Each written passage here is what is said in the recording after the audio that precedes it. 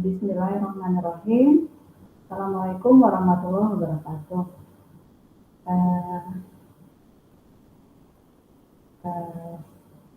Apa kabar teman-teman semua?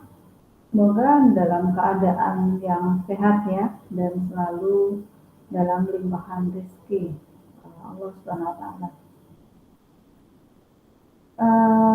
Pada pertemuan kali ini kita akan belajar bersama tentang ASI, ya, tentang ASI eksklusif.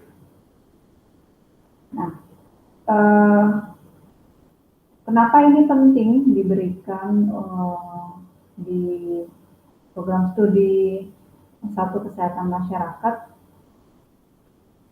Karena selama ini di Indonesia ya, secara luas itu cakupan pemberian ASI eksklusif itu masih sangat rendah. Ya.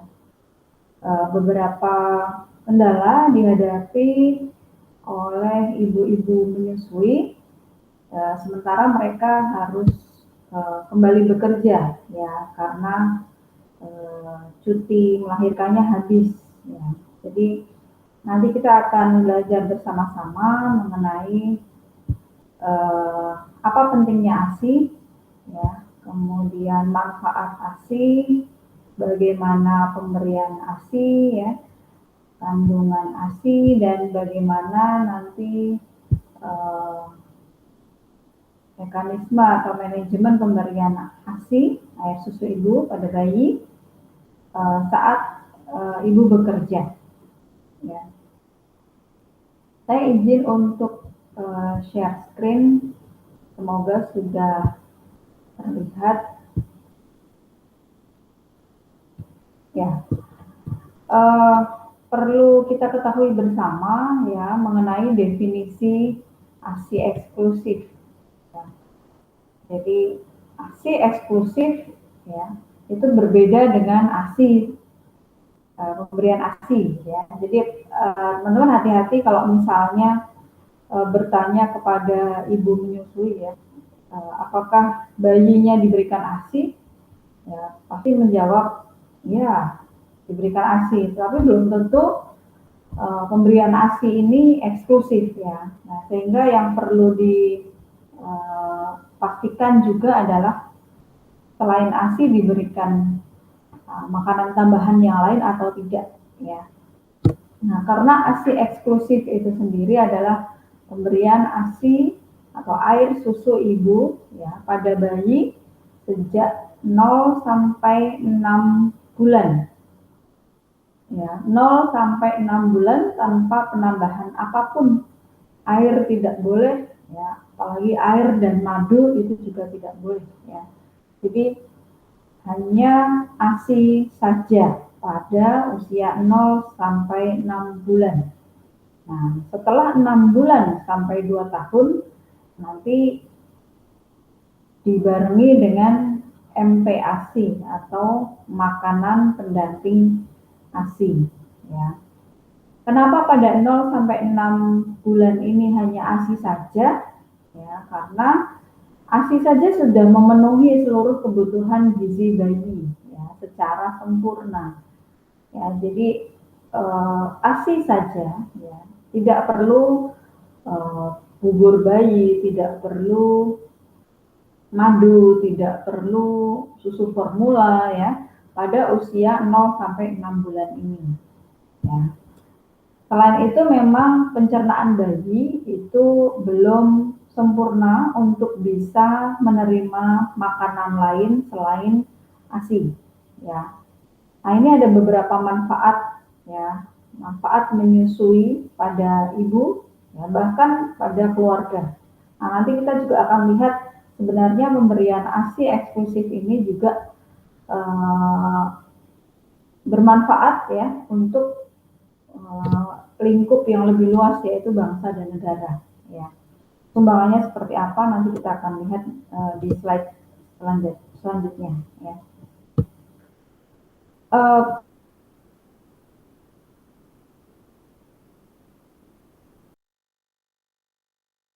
Pengeroposan tulang. Selain itu, ibu juga bisa terhindar dari atau payudara dan kanker ovarium. Ya, jadi ini manfaat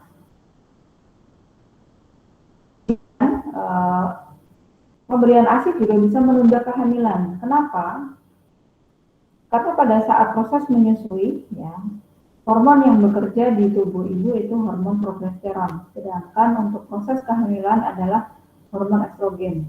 Nah, karena pola bekerjanya bergantian, nah karena jadi ketika progesteron bekerja, maka estrogennya istirahat ya, sehingga ketika proses menyusui maka bisa sekaligus untuk menunda kehamilan.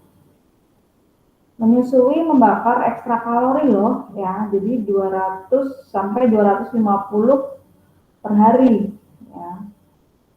Nah, jadi yang terbakar kalorinya sebesar itu ya, lumayan. Jadi tidak perlu diet ya, tidak perlu diet, bahkan jangan diet dulu ya, karena menyusui itu juga sudah sekaligus membakar kalori gitu ya.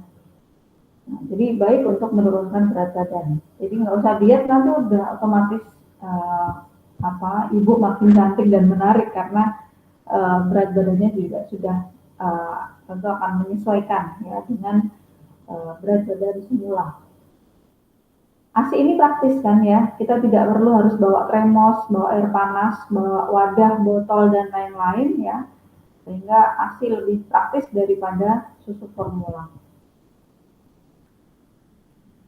Oke.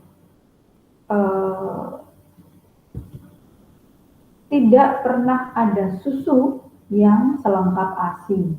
Ya, jadi kalau bayi masih menangis ya, setelah diberikan ASI kok masih menangis ya, itu belum tentu bayi itu menangis karena masih lapar ya, tapi bisa jadi karena penyebab yang lain. Misalnya posisinya kurang nyaman atau dia merasa tidak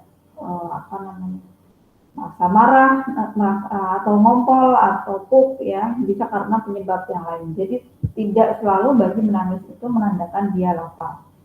Nah, tentu ibu juga harus mengenali tanda-tanda ini gitu. Nah, karena tanda yang berbeda tadi ya, karena makna dari tangisan bayi yang berbeda tadi ya, sehingga tidak kemudian harus buru-buru dikasih susu formula ya. Jadi tetap konsisten selama 0 sampai 6 bulan hanya memberikan ASI saja. Ya.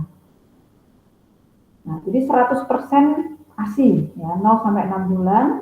Kemudian nanti setelah itu ya 6 sampai 8 bulan ASI-nya 70%. Jadi hanya 30% saja makanan pendampingnya ya. Kemudian 9 sampai 12 bulan itu separuh-separuh lah kurang lebih ya, antara ASI dan makanan. Ya. Kemudian 1 sampai 2 tahun nanti 40% ASI dan 60% sudah makanan tambahannya.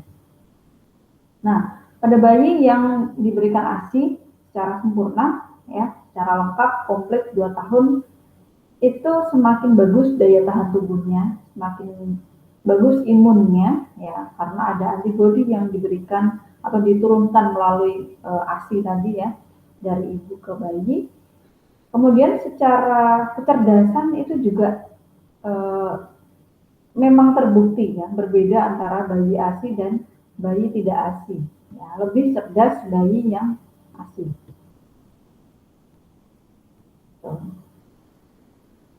Ada pertanyaan, bagaimana kalau bayinya kembar, bayi kembar 2, apakah ASINya cukup? Ya. Jawabannya adalah cukup. Mau bayi kembar 12, ASINya juga akan cukup. Nah, ini keistimewaan ASI ya. Jadi Allah sudah menciptakan manusia ini sempurna, sangat sempurna gitu ya. Dalam kaitannya ini adalah ASI ya, ASI tidak akan habis ya, meskipun kita punya anak kembar banyak misalnya ya, karena produksi ASI itu menyesuaikan kebutuhan ASI ya. Ini sungguh luar biasa. Jadi payudara ibu itu akan memproduksi ASI ya, semakin sering distimulasi ya, semakin sering bayi itu minum ASINya, maka akan semakin banyak ya akan semakin banyak ASI yang diproduksi. Oke, kenapa adik bayi minum ASI? Bukan susu sapi ya, karena kita manusia, jadi minumnya adalah susu untuk manusia. Ya. Nah, ini penting ya. Kenapa hanya ASI saja yang boleh masuk ke bayi umur 0 sampai 6 bulan? Karena ASI itu molekulnya ya itu pas dengan usus bayi. Jadi pori-pori usus bayi itu pas sehingga mudah diserap ya. Nah, kalau bubur itu pasti molekulnya, partikelnya lebih besar ya, sehingga dia akan sulit diserap oleh usus bayi. Nah, ini yang membuat ya bayi itu merasa kenyang lebih lama ya, merasa kenyang lebih lama dan jarang menyusu, gitu. Sehingga berakibat ASI keluar lebih lama.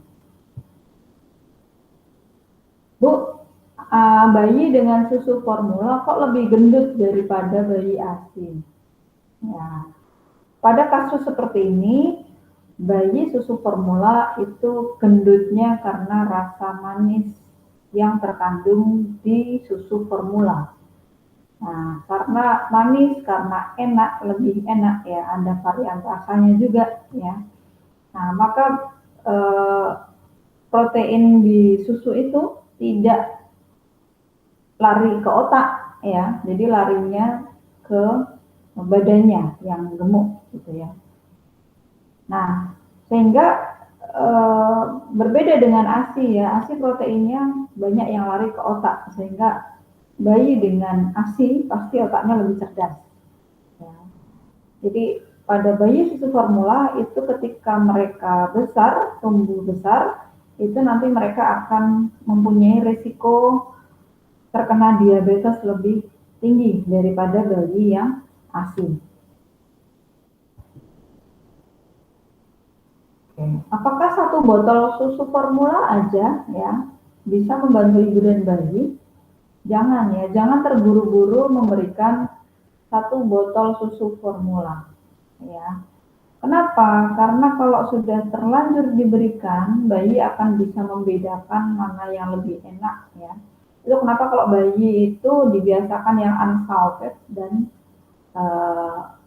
ini apa? Jadi yang tanpa garam, tanpa gula. Jadi yang plain, rasanya plain ya. Kenapa? Karena bayi itu tidak butuh asin-asin micin atau gula-gula manis gitu, sebenarnya belum butuh. Itu terlalu banyak ya. Yang mereka butuh adalah nutrisi yang lengkap. Gitu ya. Jadi ketika mereka lidahnya masih hanya menerima rasa yang plain, maka dia akan terus ya lama untuk bisa minum ASI. Tapi kalau sudah terkontaminasi dengan rasa-rasa yang macam-macam, ketika nanti kembali ke ASI nanti akan sulit ya. Jadi usahakan jangan terburu-buru untuk memberikan botol susu formula. Ya, tarifnya berapa sih untuk memberikan ASI? 0 rupiah ya.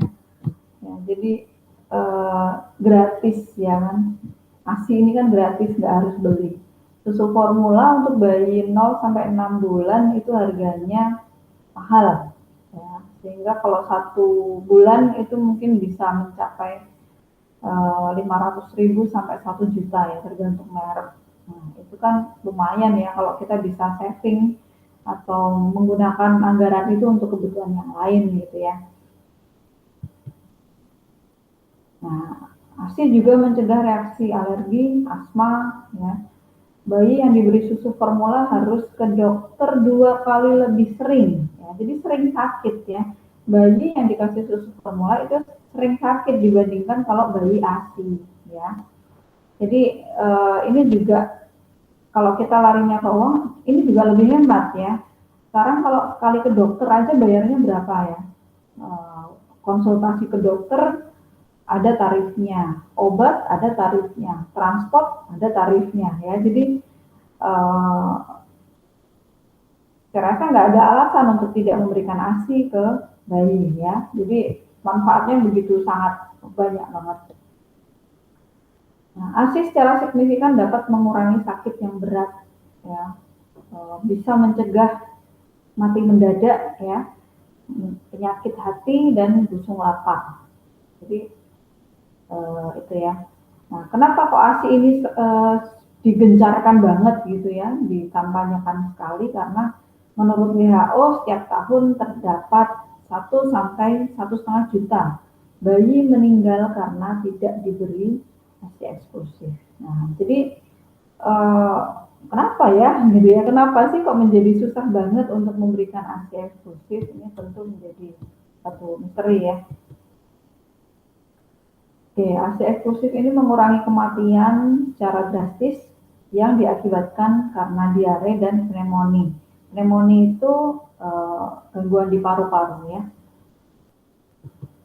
Oke, teman-teman bisa bandingkan ya kandungannya antara susu formula dengan susu ibu atau breast milk atau ASI ya.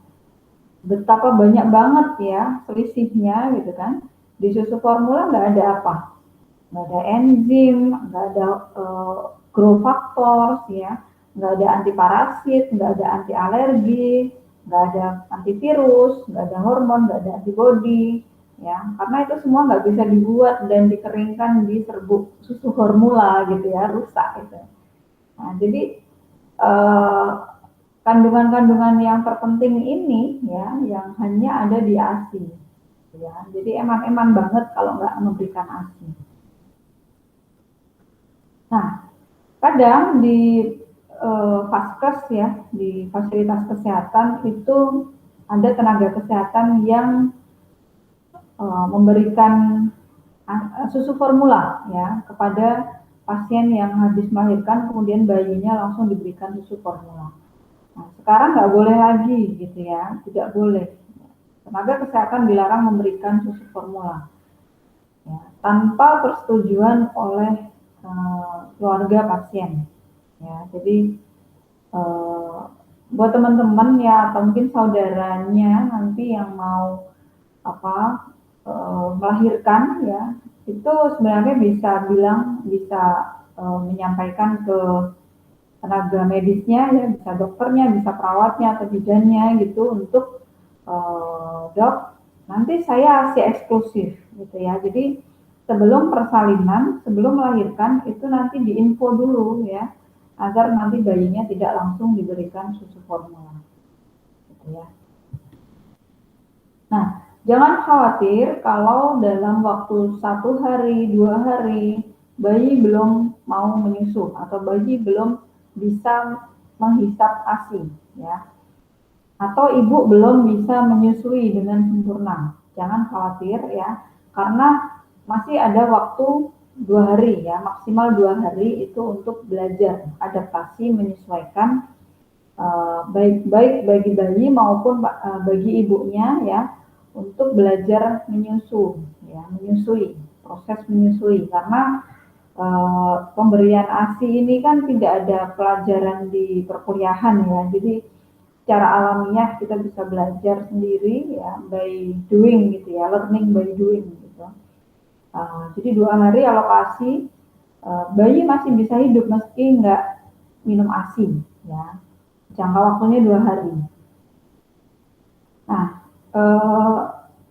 ukuran lambung ya 2 hari itu masih seperti kelereng, sebesar kelereng, kecil sekali ya.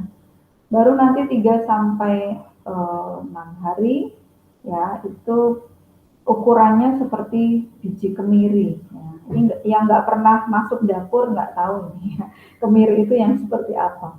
Kelereng agak besar dikit gitu ya. Nah, kemudian bayi usia 1 minggu itu ukuran lambungnya seperti bola pingpong ya. Jadi teman-teman bisa memperkirakan berapa mililiter ya jumlah kebutuhan ASI ya yang dibutuhkan untuk bayi pada usia-usia tersebut ya. Jadi jangan terlalu banyak juga gitu ya. Nah, ada pertanyaan Bu, kalau misalnya produksi ASINya sudah banyak gitu ya, tapi bayinya belum minum sebanyak itu gitu, terus diapakan. Nah, teman-teman bisa untuk dirinya sendiri atau untuk masyarakat atau teman atau saudara gitu ya. Jadi nanti bisa menyampaikan ke mereka agar memulai menyimpan ASI. Ya, ASI biasanya istilahnya ASI perah, ya, air susu ibu perah, ASI, ya, bisa mulai menyimpan ASI ya di kulkas atau di freezer, ya, ditampung sebanyak apa? Ya sebanyak mampunya. Cuman biasanya dalam satu bisa plastik, bisa botol kaca, ya itu sebaiknya jumlah penyimpanannya adalah sejumlah seberapa mililiter sekali minum. Ya, jadi sekali minum si bayi itu berapa mililiter sih? Gitu ya. Jadi kenapa nggak boleh langsung satu botol penuh gitu ya? Atau 3/4 penuh? Nanti akan sayang gitu ya kalau misalnya sudah beku kemudian dicairkan, terus nanti bayi nggak bisa langsung menghabiskan asinya gitu kan, eman-eman, nanti dibuang kan eman-eman ya. Jadi setiap kali penyimpanan adalah sesuai dengan kebutuhan bayi sekali minum, ya, sekali minum. Nah, sehingga nanti untuk bayi trimester pertama, ya, 6 bulan pertama,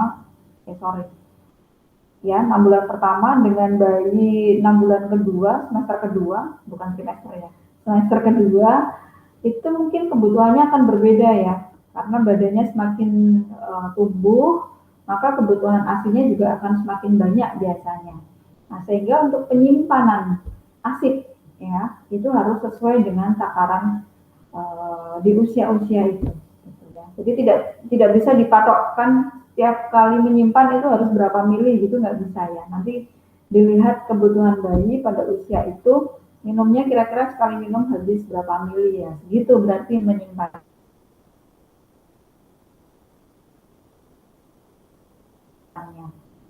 Ya.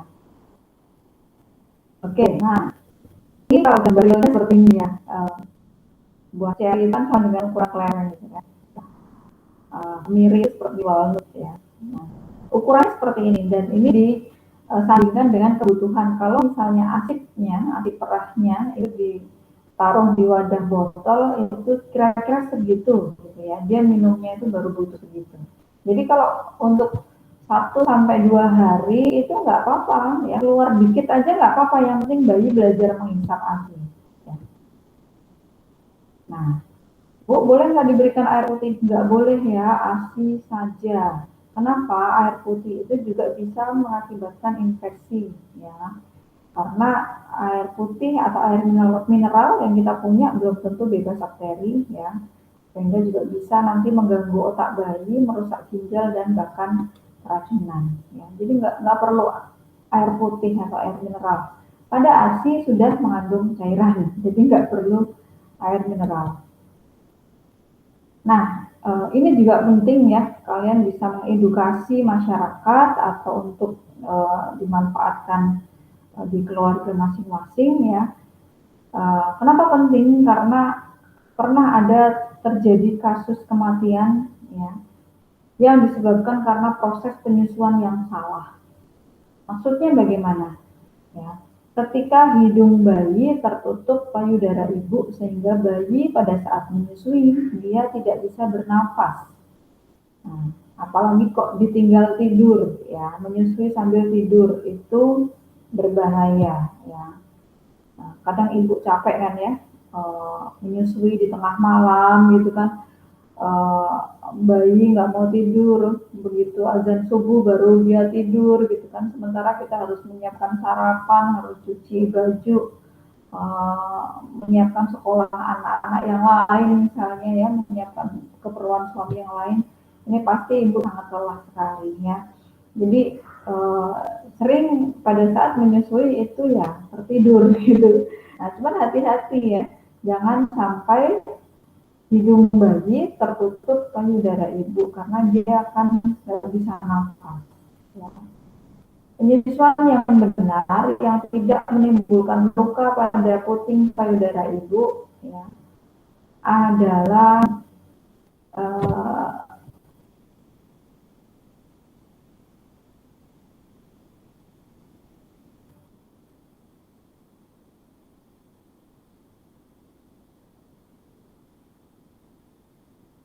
puting ibu itu masuk di bagian rongga mulut bayi bagian atas ya. Jadi proses penyusuan bayi yang hitam ini tidak terlihat. Jadi semuanya masuk ke mulut bayi ya. Pada saat itu puting susu akan menempel di rongga mulut bagian dalam. Bahasa Jawanya apa ya? Telak gitu ya.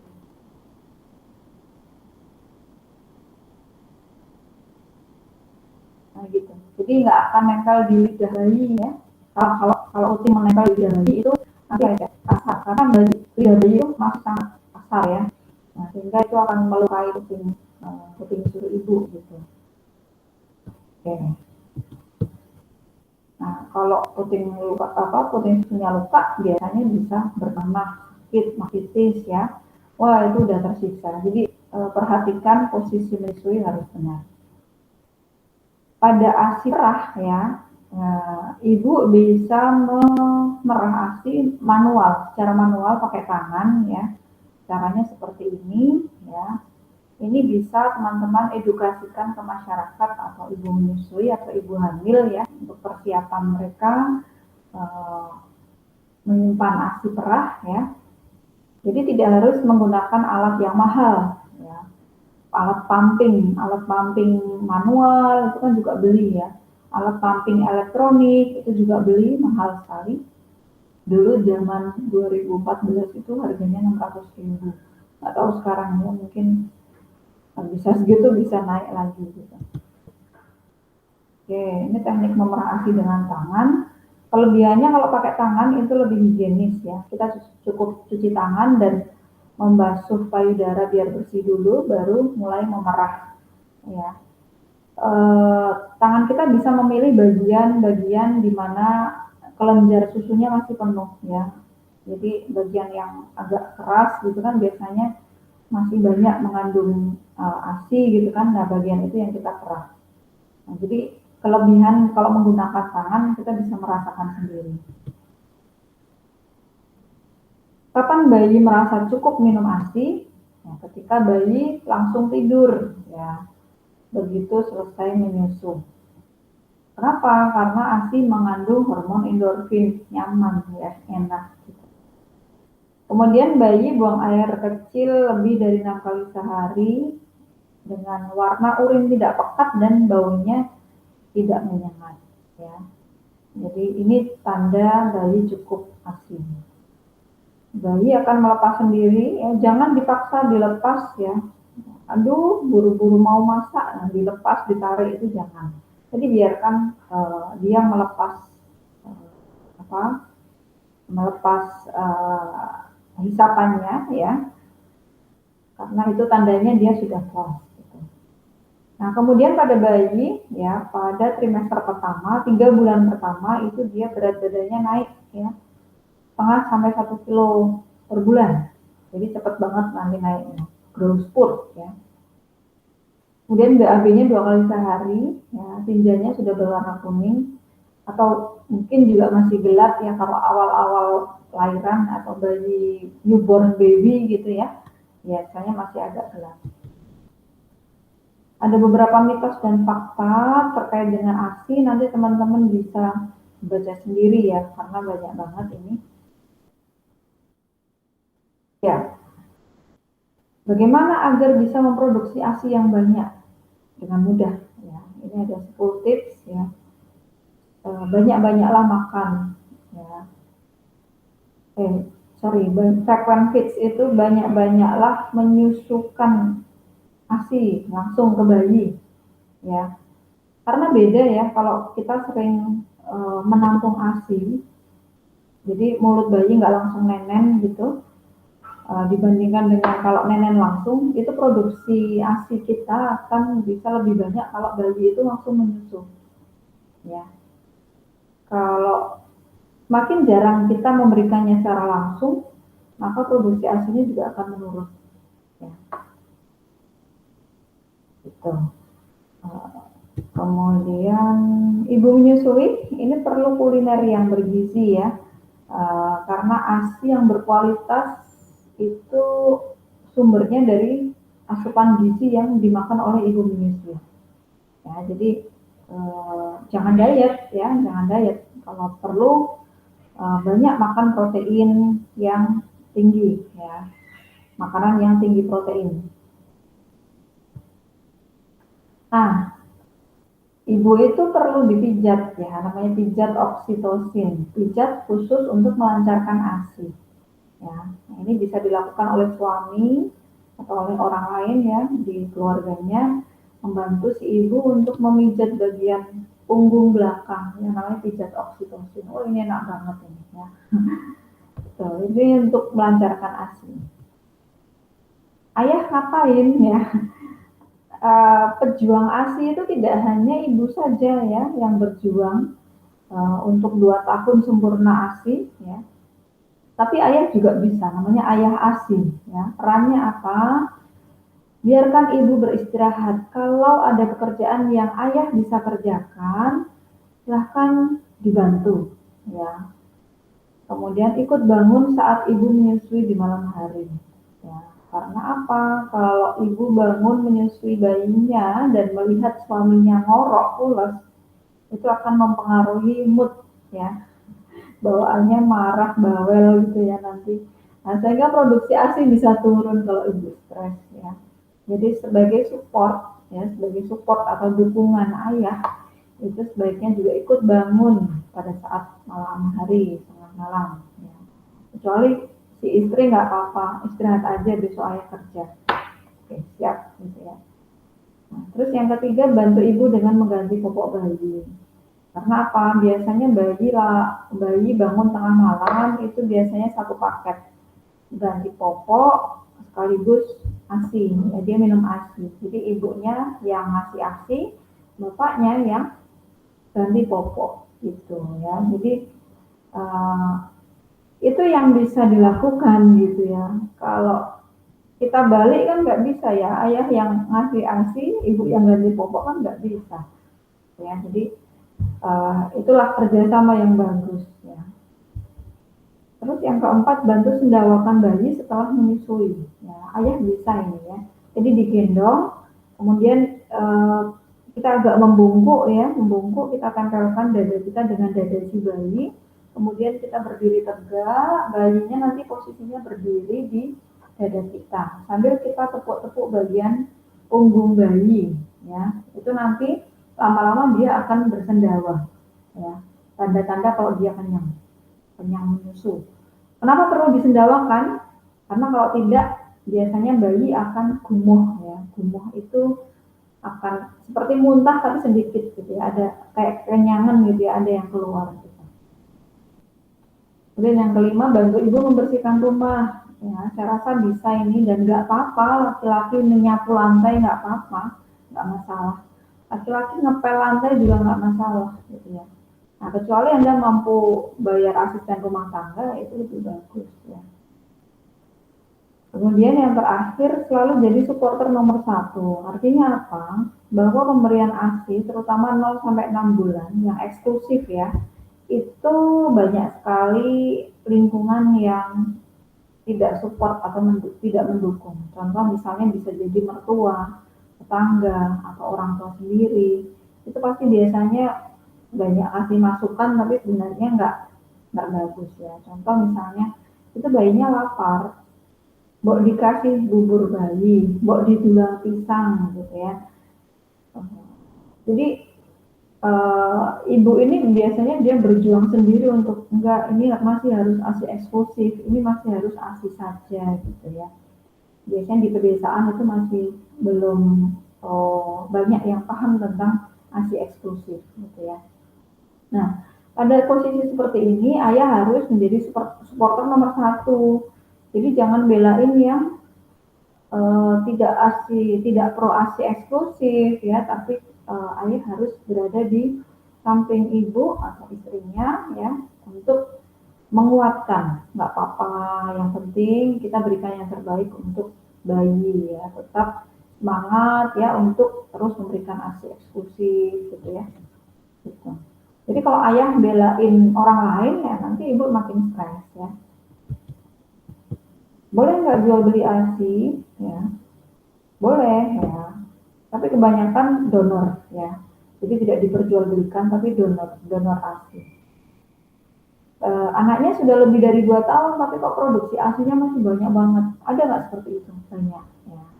Nah, ada ibu-ibu yang jiwa sosial tinggi dan mereka menyumbangkan itu untuk bayi-bayi lain ya, bayi-bayi di ibu lain. Tapi persyaratannya harus dipenuhi ya.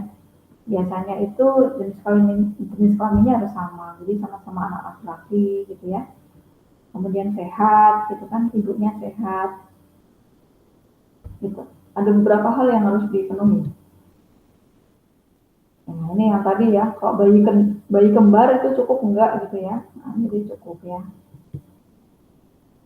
Nah, untuk ibu yang bekerja, nyetok ASINnya jangan pas mendekati waktu cuti habis ya, tapi dari sejak waktu cutinya masih agak lama mulailah menyetok ya. Karena kebutuhan bayi nanti semakin lama semakin banyak nyusunya gitu ya, meskipun secara persentase tadi harusnya menurun ya kebutuhan ASINnya. Nah, tapi biasanya bayi itu dia akan berlomba-lomba dengan produksi ASI kita gitu ya. Padahal kalau kita bekerja, artinya kan jarang menyusukan langsung ya, jadi produksinya kan semakin berkurang.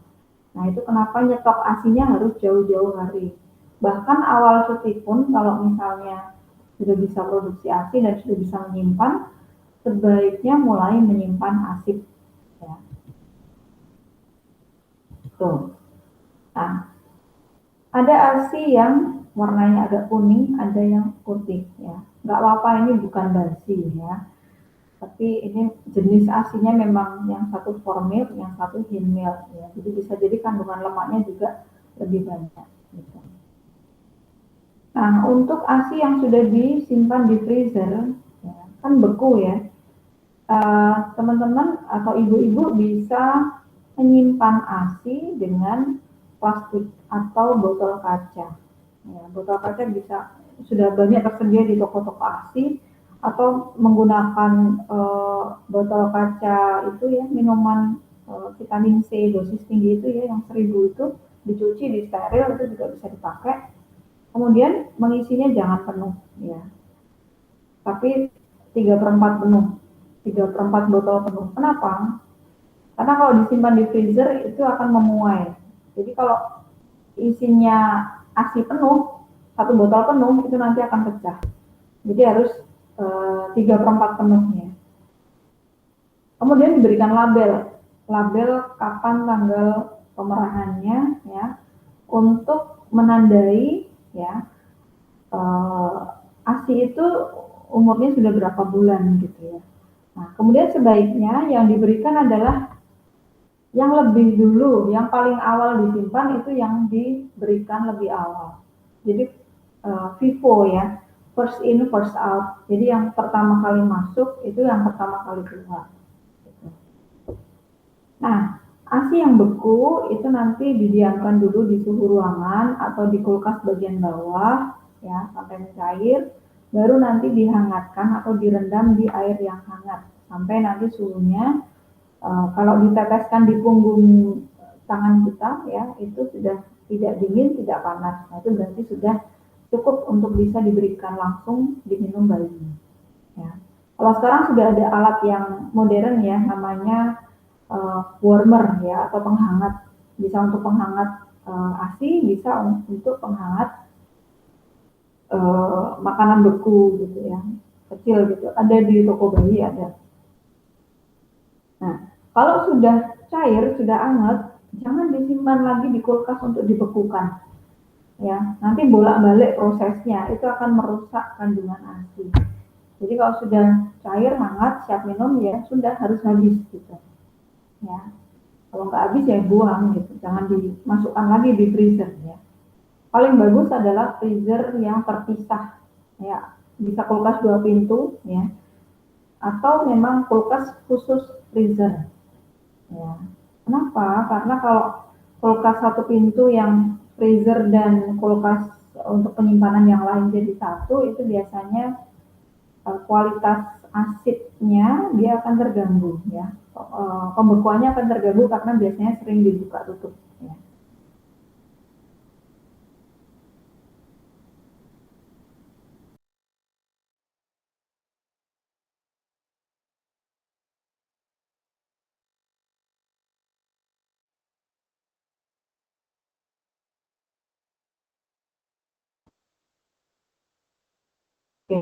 Ini daya tahan asik ya, terus freezer ya.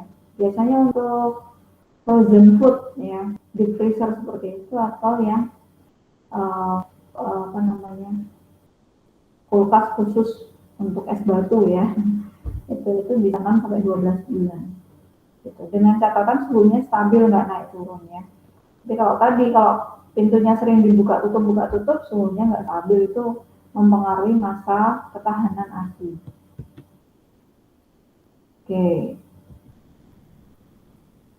paling bagus lagi kalau dikasihnya nggak pakai botol ya, pakainya cup feeder. Teman-teman bisa googling nanti. Cup feeder itu seperti apa? CUPFEEDER. Ya. Nah, bingung puting, maksudnya gimana? Biasanya bingung puting itu bayi nggak mau menyusu langsung ke payudara ibu karena sudah merasa nyaman dengan puting di botol susu. Jadi lebih kenyal di botol susunya gitu ya, lebih enak. Jadi bayi nggak mau nyusu langsung. Nah, ini namanya bingung puting. Nah, sehingga kalau kalau bisa diusahakan tanpa botol itu lebih bagus ya. Tempat kerja harus ada ruang laktasi ya. Jadi ini ada aturannya ya untuk meningkatkan ini ya apa namanya untuk memenuhi hak ibu dan bayi juga ya untuk mendapatkan ASI.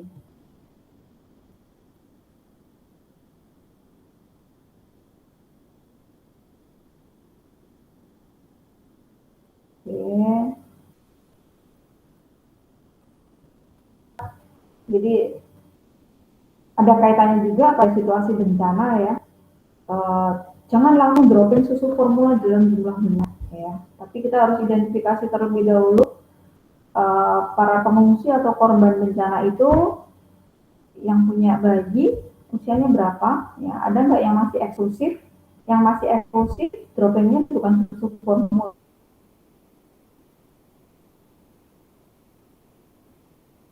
tapi lebih banyak ke nutrisi-nutrisi untuk ibu menyusui ya, makanan misalnya makanan yang berprotein tinggi untuk ibu menyusui, ini bukan susu formula.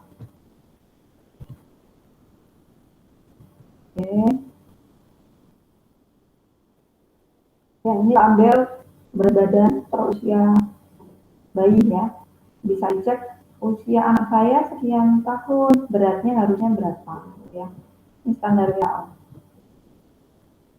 Oke. Nah, nah inilah pejuang ASI ya. Jadi tidak hanya ibu saja pejuang ASI, tapi ayah juga, kakek juga, nenek juga ya. Nah, gitu. Karena komposisi otak bayi itu ini ya. Jadi kalau bayinya ASI itu otaknya cerdas, anaknya sehat, kreatif, kuat gitu kan. Dibandingkan kalau anak diberi susu formula. Oke, selain ASI, bayi juga perlu distimulasi agar tumbuh kembangnya bisa lebih sempurna. Salah satunya tentang pijat bayi atau baby massage. Jadi kalau nggak ada mbah dukun ya, mbah dukun pijet gitu ya, atau siapa gitu yang bisa mijitin, ibu bisa ya, seorang ibu bisa memasas bayinya ya. Nah, teman-teman bisa mempraktekkan ini atau mengedukasi masyarakat agar bayinya juga bisa dimasas, distimulasi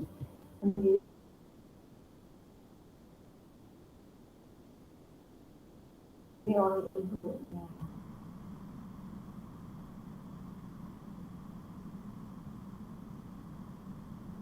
Ya.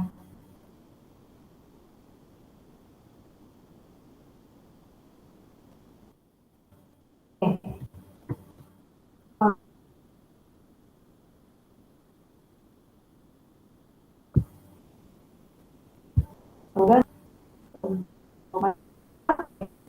ya lebih banyak lagi ya. Manfaatnya bagi bangsa bangsa dan negara apa? Nah, kalau generasi mudanya cerdas-cerdas, sehat-sehat, kreatif-kreatif, pasti negaranya juga akan maju ya. Jadi manfaatnya sebenarnya cuma hanya untuk ibu, ayah atau keluarga itu enggak ya, tapi bahkan untuk bangsa dan negara juga bisa eh, memberikan manfaat yang sangat bagus gitu ya, sangat besar gitu ya. Jadi yuk ya, yuk kita mengasihkan masyarakat ya, atau mengajak masyarakat untuk mensupport ya, mendukung program ASI eksklusif. Ya, mungkin itu yang bisa saya sampaikan pada pertemuan kali ini. Jika ada pertanyaan bisa chat di kolom chat ya, atau bisa disampaikan melalui WhatsApp ya. Terima kasih, semoga bermanfaat. Selamat siang. Assalamualaikum warahmatullahi wabarakatuh.